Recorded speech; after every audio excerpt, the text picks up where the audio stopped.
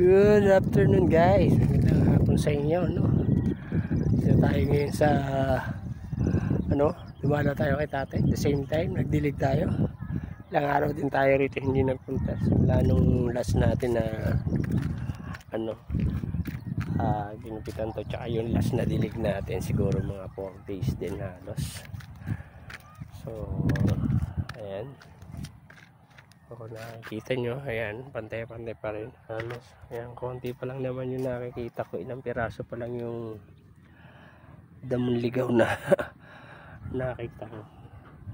Saka ngayon kanina dumaan na naman yung matanda na nagja-jogging rito lagi sa umaga tsaka sa hapon na naka-e-bike. Ayun, doon nakaparada yung e-bike niya, nakikita niya yun. Yung nasa likod natin na yun, yung e-bike niya.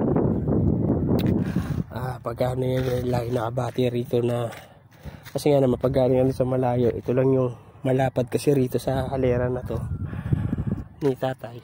Siya lang yung malapad na nasa bukana na pag tinignan mo sa malayo, malinis kasi pantay, patag siya na malinis. Tapos nga yung boundary natin kasi pag inaano agad natin, hindi katulad yan, no? Ayan, no? May nagdidili nga rin, may papilang side niya na gano'n.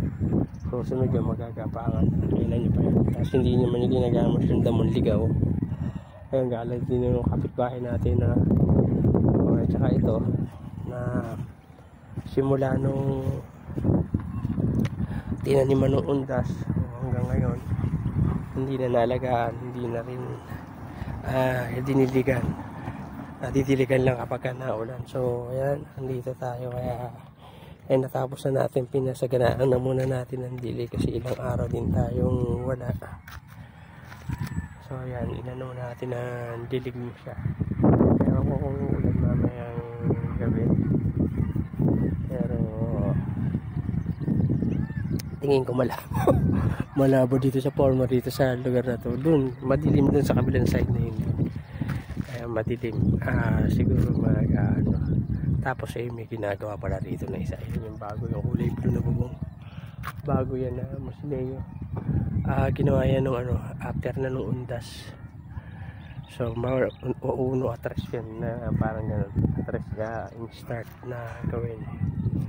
So ayan, tapos ayun, meron bagong hukay na naman doon sa pagkukunan ni tatay. Kaya ayan, so ito medyo tatagal na naman siguro ay January na natin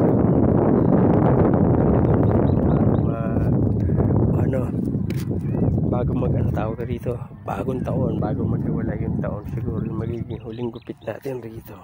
Pero yung mga na siguro after na ng Christmas, basta bago mag New Year, mga ganun yung magiging schedule niyan para pagpasok ng taon, bagong gupit siya. So ayan guys, ganito na lang muna ang ating video na to. Papunta natin mga tatay. So maraming salamat sa panonood. Thank you for watching. God bless.